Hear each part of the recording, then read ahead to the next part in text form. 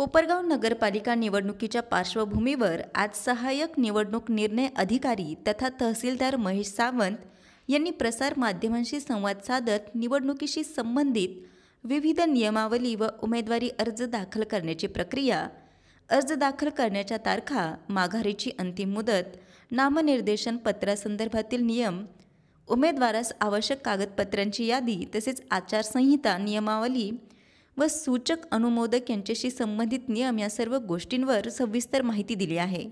संवाद महाराष्ट्रासाठी रवी वागडकर, कोपरगाव। कोपरगाव नगर परिषद सार्वत्रिक निवडणूक 2025 साठी नामनिर्देशन पत्र स्वीकृतीची प्रक्रिया आज माननीय निवडणूक निर्णय अधिकारी सागर मॅडम यांच्या उपस्थितीत या ठिकाणी सुरू झालेली आहे।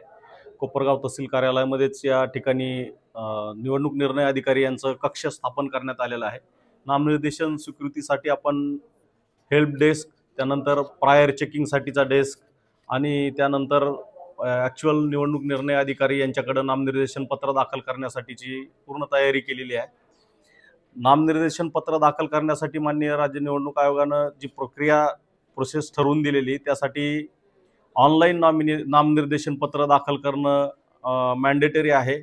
ऑनलाईन नामनिर्देशन पत्र दाखल केल्यानंतर त्याची प्रिंटआउट उमेदवारांनी स्वतः काढायची, त्याच्यासोबत ॲफिडेविटची प्रिंटआउट काढायची आणि त्यावर स्वाक्षऱ्या करून हे ॲफिडेविट आणि नामनिर्देशन पत्र, त्याच्यासोबतचे जे जोडपत्र आहेत किंवा आवश्यक कागदपत्र आहेत, जिथं कास्ट सर्टिफिकेट लागणार आहे त्या ठिकाणी कास्ट सर्टिफिकेट आणि सोबत व्हॅलिडिटी, ज्या ठिकाणी व्हॅलिडिटी सर्टिफिकेट उपलब्ध नसेल त्या ठिकाणी व्हॅलिडिटी सर्टिफिकेट मिळवण्यासाठी व्हॅलिडिटी कमिटीला जो अर्ज केलेला आहे त्या अर्जाची पोच पावती दिली तरी आमच्याकडे चालणार आहे।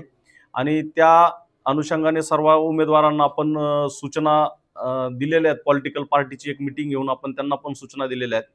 आता कोपरगाव नगर परिषदेमध्ये एकूण 69 पोलिंग बूथवर मतदान होणार आहे। त्या अनुषंगाने मतदान केंद्राची निश्चिती करण्यात आलेली आहे आणि मतदान केंद्राच्या इमारतींची तपासणी देखील करण्यात आलेली आहे। त्या अनुषंगाने पोलिंग पर्सनल जे स्टाफ लागणार आहे, जवळपास 450च्या आसपास आम्हाला पोलिंग पर्सनल्स लागणार आहेत। पोलीस स्टाफ वेगळा लागणार आहे आणि या व्यतिरिक्त साधारणतः 150च्या आसपास आम्हाला अदर वर्किंग स्टाफ या ठिकाणी लागणार आहे। आणि त्या अनुषंगाने उमेदवार आणि त्यांना पोलिंग पार्टी म्हणजे पॉलिटिकल पार्टीजला सर्व मतदान केंद्राची यादी देखील आम्ही देणार आहोत। उमेदवारांसाठी आमची सूचना राहील की या ठिकाणी नामनिर्देशन पत्र दाखल करण्यासाठी शेवटच्या क्षणाची वाट न पाहता वेळेवर, म्हणजे आज 10 पासून 17 तारखेपर्यंत जे नामनिर्देशन पत्र दाखल करण्याची वेळ आहे, रविवार सोडून बाकी दिवशी सकाळी 11 ते दुपारी 3 या वेळेमध्ये त्यांनी नामनिर्देशन पत्र दाखल करावेत। जर नोंदणीकृत पक्षाचा, राष्ट्रीय पक्षाचा उमेदवार असेल तर त्यासाठी फक्त एक सूचक लागणार आहे आणि इतर अपक्ष उमेदवार जर असतील तर त्यांच्यासाठी 5 सूचकांची आवश्यकता या ठिकाणी नामनिर्देशन पत्रावर असणार आहे। सदरचे सूचक हे त्या प्रभागामधील मतदार असणं आवश्यक आहे, म्हणजे त्या प्रभागाच्या यादीमध्ये त्या सूचकाचं नाव असणं हे मॅन्डेटरी आहे आणि त्या उमेदवाराने त्याचं नाव मतदार यादीत असल्याचं सर्टिफिकेट किंवा सर्टिफाईड कॉपी मतदार यादीची, त्या पेजची, अनुक्रमांकाची पण नामनिर्देशन पत्रासोबत देणं आवश्यक आहे। यानंतर डिपॉझिटच्या बाबतीत जे जनरल कॅटेगरीमधून नामनिर्देशन पत्र दाखल करणार आहेत त्यांच्यासाठी 2000 रुपये आणि राखीव जागांसाठी जे नामनिर्देशन पत्र दाखल करणार आहेत, SC ST असेल तर त्यांच्यासाठी 50% म्हणजे 1000 रुपयाची डिपॉझिटची पावती फाडावी लागणार आहे। ती पावती देखील छापून आपण तयार ठेवलेली आहे।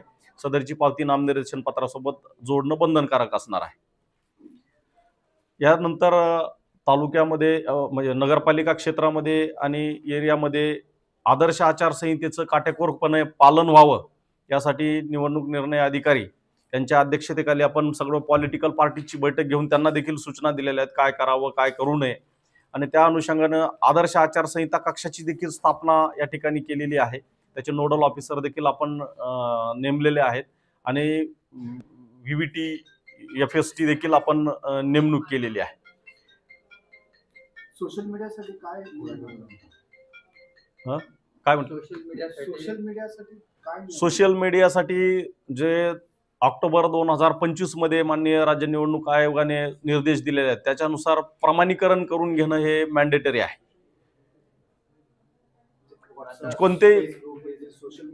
कोणतेही याच्यावर तुम्ही प्रचाराचं साहित्य प्रसारित करणार असाल, व्हिडिओ असतील किंवा आव्हान असेल किंवा काही भाषण असेल, ते जर मीडियावर प्रसारित करणार असाल तर त्याच्यासाठी सर्टिफिकेशन करून हे मॅन्डेटरी आहे.